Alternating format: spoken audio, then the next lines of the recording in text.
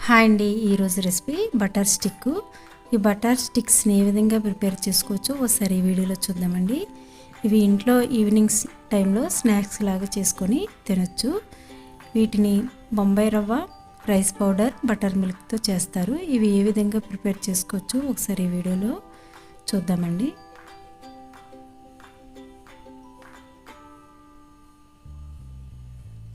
ఇప్పుడు స్టవ్ పై కళాయి పెట్టుకోవాలండి. ఇవి మజ్జిగతో చేసుకుంటాం కాబట్టి మజ్జిగని బాగా గిలక పెట్టి వడపెట్టుకొని వేసుకోవాలండి. మిగడా ఏది లేకుండా వేసుకోవాలి. మనం ఎంతైతే పిండి తీసుకుంటామో అంతే లిక్విడ్ వేసుకోవాలండి. నేను 2 కప్పులు తీసుకుంటున్నాను.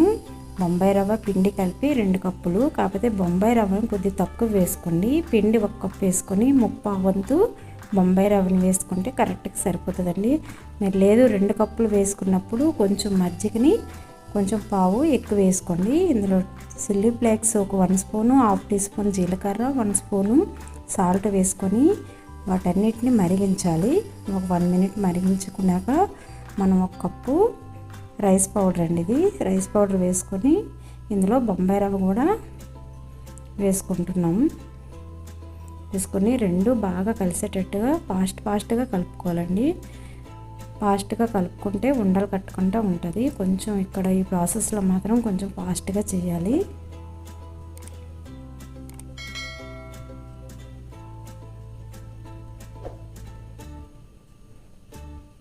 ఇలా గరిటతో బాగా మెదపండి. ఉండలేవి లేకుండా ఉంటుంది. ఇలా కలుపుకున్నాక ఒక 2 నిమిషాలు 3 నిమిషాలైనా మూత పెట్టుకొని ఉంచుకుంటే అందులో రవ్వ ఏదైనా ఉంటే అది బాయిల్ అవుతుందండి. చూడండి, ఈ విధంగా మెత్తగా వస్తుంది పిండి అనేది. ఇప్పుడు ఒక ప్లేట్లోనికి ముద్దనంతని ట్రాన్స్ఫర్ చేసుకొని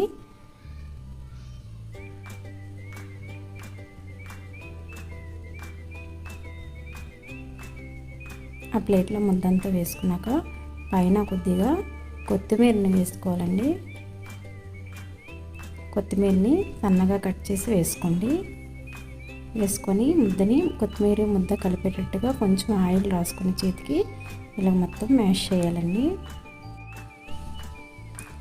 ఇలా బాగా పిసుక్కోవాలండి. ముద్దని బాగా పిసికి సాఫ్ట్గా వచ్చేంత వరకు కలుపుకోండి.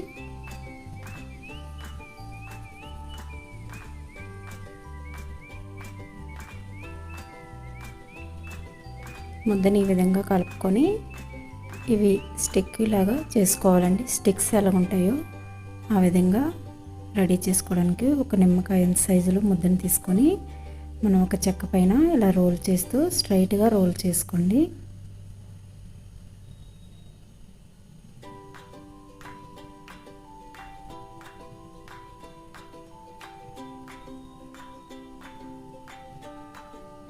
ఇలా రోల్ చేసుకొని చాక్తో మనకి ఎంత సైజు కావాలో అంత సైజు కట్ చేసుకోండి. నేనైతే మీడియం సైజు కట్ చేసుకుంటున్నాను. మీకు ఇంకా చిన్నగా కావాలంటే చిన్నగా కట్ చేసుకుని వేయించుకోవచ్చు.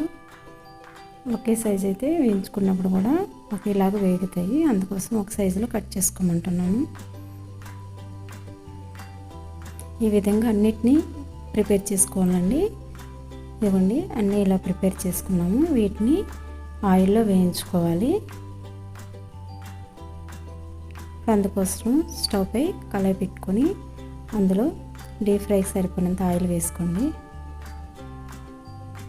ఆయిల్ కొంచెం హీట్ చేసుకున్నాక అందులో మనం ప్రిపేర్ చేసుకునే స్టిక్స్ని అందులో వేసుకొని వేయించుకోవాలి. మంటని మీడియంలో పెట్టుకోండి.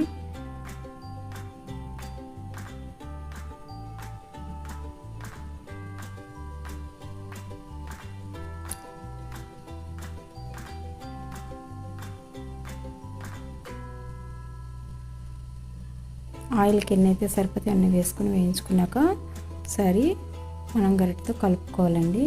కింద పైన కలుపుకుంటే ఒకేలాగా వేగుతాయి. మధ్య మధ్యలో కలుపుతూ ఉండాలి. ఇవి గోల్డెన్ బ్రౌన్ కలర్ వచ్చేంత వరకు వేయించుకోవాలి.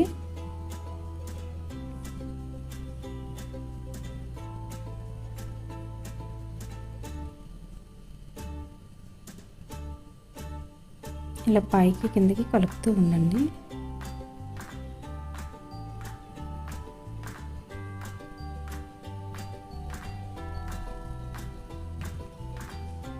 చూడండి ఈ విధంగా వేయించుకోవాలి. ఇవి ఒక బౌల్లో తీసుకొని మిగతా వాటిని కూడా ఇదే ప్రాసెస్లో వేయించుకోండి.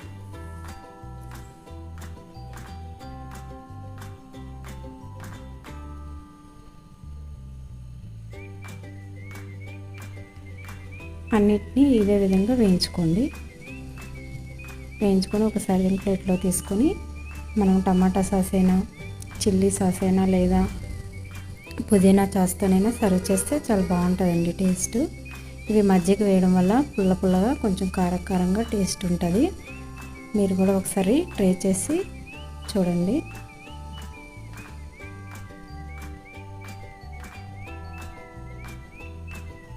ఇలా ఈవినింగ్ టైంలో ఈ స్నాక్స్ని ప్రిపేర్ చేసుకొని సర్వ్ చేస్తే చాలా బాగుంటుంది.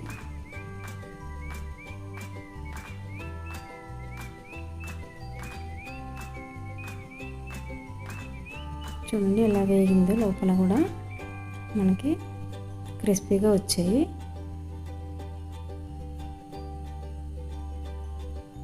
ఈ విధంగా ప్రిపేర్ చేసుకొని సర్వ్ చేయొచ్చు. మీరు కూడా ఒకసారి ట్రై చేయండి.